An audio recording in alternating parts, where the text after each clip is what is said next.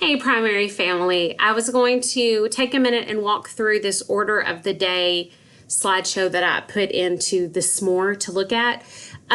What this is this is another way to kind of have a digital visual schedule kind of for pacing for the day.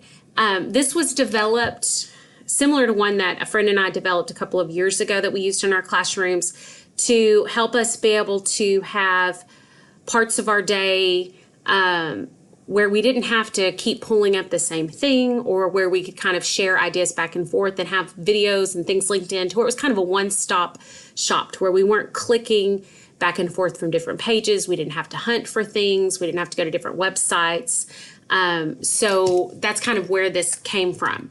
So I'm going to show you kind of a little bit. And the presentation style of it, like in the case of this one, this is kind of a we've got our looks like, sounds like in there, and then you can kind of go through kind of the day. So group time, you'd have your looks like, sounds like. I put in the handwriting formation for the week, and if your projector projects onto the whiteboard, you could then write on these lines. If your projector does not project where it's directly onto the whiteboard, if you want to look at the way Miss Pickett's is, we had hers lean down to where it would. If you want that, we can do a tech request and have it to where your whiteboard, your projector, instead of projecting up on the pull down screen, it projects directly on your whiteboard where you could write on things that you have pulled up on your computer. Kind of like for interactive writing. So I put in the things for announcements, but I wanted to get to where I show you. So you can move out, and there's a couple of ways where you can kind of scroll through and find what you want for the day.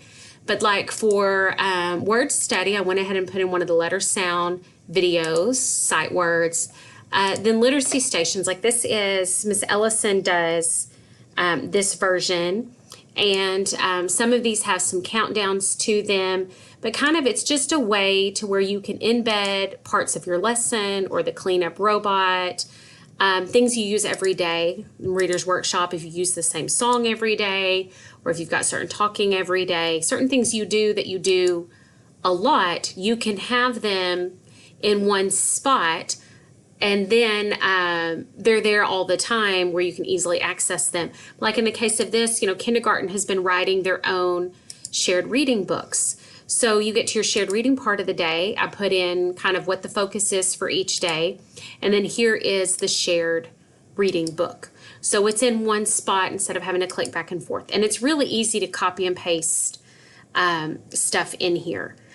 And then it's easy to embed videos from YouTube in here, and so they just embed right in. And then when you have it on the presentation part, when you hit play on it, it just comes right into it, and you can pause it and play it, and it does project pretty big on your screen.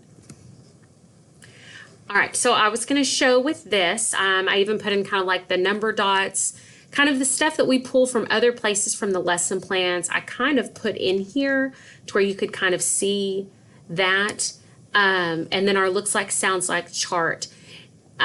One of the things I did like about when I used this in my classroom is that it did have my projector on more, but we kind of used it as the basis of what we were doing, and it made it easy to kind of move through the day.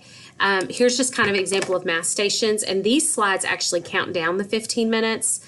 I think the ones earlier with Ms. Ellison's, I think they have that timer built in it, but I'm not 100% positive.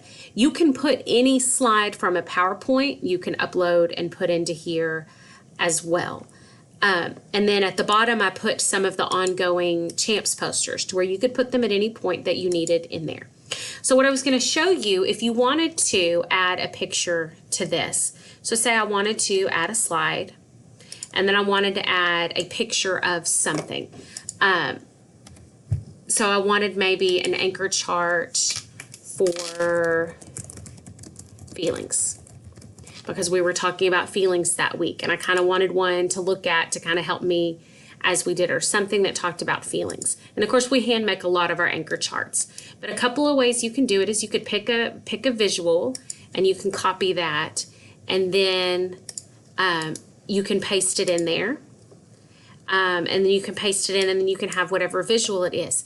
Now, for instance, if I was doing part of if I wanted to take, if I'm in a PDF and I wanted to take something from the PDF and just snip a little bit of it to have on there, maybe I wanted to just have a couple of the days of the week. On your computers, and you may have to search for it, this little circle thing at the bottom, you can search for it. It's called Snip and Save, or Snip and Sketch. The snipping tool, this one's pretty much gone away, but the Snip and Sketch. So you can open it up, and then you can create a new one, and you draw a box around whatever you want. And then it pulls it and it captures it. So at this point, you could draw and annotate and write on it, or you can save it. Or if you just want to copy it, I'm just going to copy it because I'm going to directly paste it. I'm going to copy that. That's going to go to my clipboard. And then I can paste it in here. So I can take snips of other things and poems and whatnot, or things in Google Drive, and put them there. And it's really easy to move a lot of the stuff from our lesson plans in here as well. So if you're interested in trying something like this out, try it out, make a copy of mine. Let me know what you think, and have fun.